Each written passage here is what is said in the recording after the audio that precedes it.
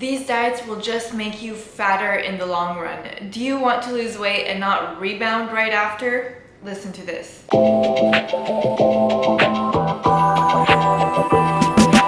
Hi guys, welcome to my channel. My name is Adele.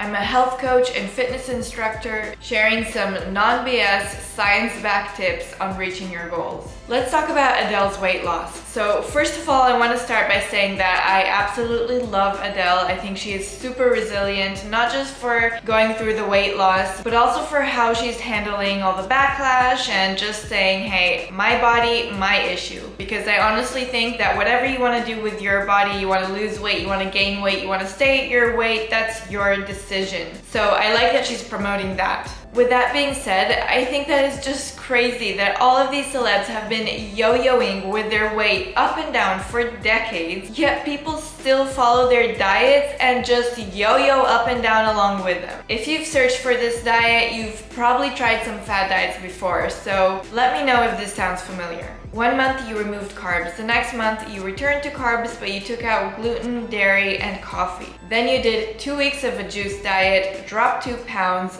got back to eating normal, regained 4 pounds, decided to try intermittent fasting, didn't eat normal hours for about a month. Then you ordered a detox because you saw a before and after picture. You lost half a pound and a week later you regained 1. Suddenly you read in a clickbait article that some famous model drinks warm water with lemon every morning to stay slim, and you were so happy that you finally found the secret. The lemon water did not burn the belly fat, so you decided to go for a run every evening because in the morning you've already scheduled Pilates. The running didn't help, but then you saw an influencer selling skinny tea and you ended up paying $50 for a tea that basically just gave you diarrhea and made you lose a ton of water weight. So let's cut the bull. Do you want to know what really works? I have a magic pill. Just kidding, it's a candy. But seriously, you guys, this is not your fault that you've been yo-yoing with all of these diets and feel like you're literally dieting year-round and not seeing results, or you're seeing results but then your weight goes back up and then you're right back into the next diet. It's because we're flooded with all of these diet ideas every other month, every diet claiming that they've discovered some new secret when there's already so many studies proving that a calorie deficit, an energy deficit, is what makes you lose weight. All of these special diets are not going to defy the law of thermodynamics, which means that energy doesn't disappear. You eat a certain amount, you burn a certain amount, and the difference between them determines if you're in a calorie deficit or a calorie surplus, if you're going to burn the energy or you're going to store the energy. So with all these diets, in the best case, you're gonna lose some weight temporarily and then slowly the weight is going to crawl back up. So that's why sometimes these diets work for some people and sometimes they don't work at all for others. Some people might even gain weight on some of these diets. They will work if they actually put you in a calorie deficit. If they don't put you in a calorie deficit, then even if you're doing everything right, you're just not going to lose weight. And by the way, we all burn different amounts of calories. It depends on our weight and how active we are. So just copy pasting someone else's diet and deciding, okay, this is the amount of calories I'll be eating, it's not always going to help you. That might be a deficit for one person, it might not be a deficit for you. For example, intermittent fasting, it might work for some people because they're literally just cutting out an entire meal in the beginning of their day, and that way they're reducing the amount of calories they're eating the whole day. But for other people, they might skip a meal and actually overeat on the rest of the meals throughout the day, and they end up eating the same calories or even more. So that's why they don't lose weight even though they're doing the intermittent fasting perfectly. Fasting those 16 hours won't make those calories magically disappear if you still eat them the rest of the day. The same with the Sirtfood diet. I've literally just heard of this. So I've looked it up. Basically, it starts with a few days on 1,000 calories, which is tough, but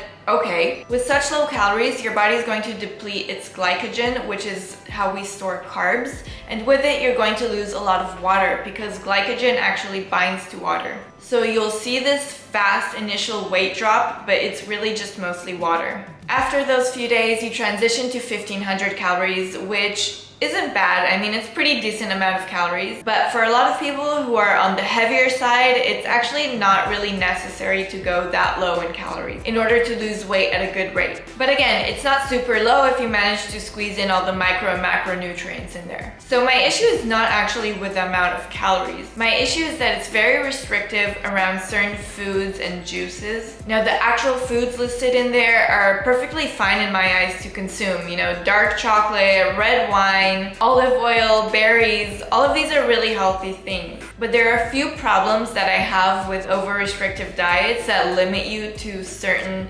specific foods, and these almost always guarantee weight regain. So let me explain. First of all, when you lose weight too fast, you're going to lose quite a bit of muscle mass. Now, it's important to note that after you lose weight, even if you lose it in the healthiest manner possible, you're now going to be burning less calories than you did at your higher weight, meaning that you'll now need to eat less calories than you did before the diet in order to just maintain your new weight. That's just a fact. Smaller bodies need less energy both at rest and while moving. But now on top of that, if you also lost a lot of muscle mass, you're decreasing your energy expenditure even more, because muscle mass requires quite a bit of energy. It burns more calories throughout the day than fat mass. Essentially, you've now made it twice as hard to maintain your weight after the diet. That's why I prefer slow and steady, and I emphasize doing resistance exercises throughout the diet in order to build, or at the very least, maintain muscle mass. My second problem with these diets is that they don't teach you anything about how to eat after the diet in order to maintain your weight. This essentially leaves you with two options: either continue to eat on a restrictive diet forever, or go back to eating the same way you were eating before the diet and just regain all the weight back. If during the diet you aren't eating foods that you could later continue to eat regularly, and if you're not learning how to make healthier options from the actual normal food that you would eat day to day, then the diet is not going to help you in the long run. That's why it's so easy to rebound and overshoot your body fat level after a restrictive diet. You've now lost not just a lot of body weight, but also a lot of muscle. You're burning much less calories than before, but you're going back to eating the same amount of calories that you were eating before the diet. Maybe even a lot more, because you've been fighting crazy cravings throughout this diet. And now you're likely to go on a binge or just generally overeat. Your hunger signals are out of whack.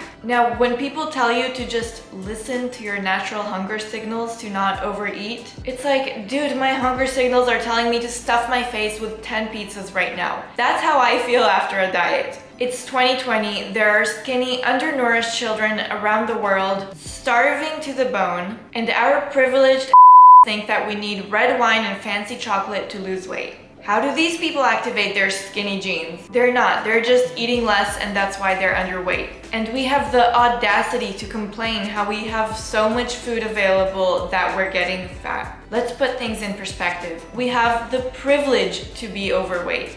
There is literally zero statistically relevant evidence suggesting that sirtuins actually lead to greater weight loss than any other calorie-restricted diet. So why not just restrict your calories to the level that you need to in order to lose weight, include normal foods, and learn how to differentiate which foods are more calorie dense and less calorie dense. And this way, when you're not super restrictive, you have a lot more control of getting in all the proper macro and micronutrients. You can make sure that you're having enough fats in your diet, that you're having enough protein, that you're having enough variety to include all the vitamins and minerals that you need, and you're still in a calorie deficit. And there are endless lab-tested studies proving that weight loss occurs when you're in a calorie deficit, actually measuring the energy expenditure of people in a lab. So why do people keep looking for hot fads? While you're being convinced to drink juices and put coconut oil in your coffee, thousands of bodybuilders have been getting shredded for decades by simply eating less calories. The top bodybuilders or bikini competitors are not doing juice cleanses, ketogenic diets, or intermittent fasting, or skinny teas. And they are getting to alien-like body fat levels. And I myself have gone down to 16% body fat while eating bread every single day. But I still maintain a calorie deficit. I track my calories, I make sure that everything fits, And I lose weight because I'm in a calorie deficit, not because I'm eating specific foods. And yes, I also have some chocolate occasionally, but it's definitely not the chocolate that's making me lose weight. If that were the case, anyone stuffing their face with chocolate every day would activate their skinny jeans and lose weight. If you want some tips on how to get started with calorie tracking the easy way, you can check out this video. And if this cleared some things up for you, I would love it if you hit the like and subscribe button because I am going to be busting a lot more myths for you guys. See ya!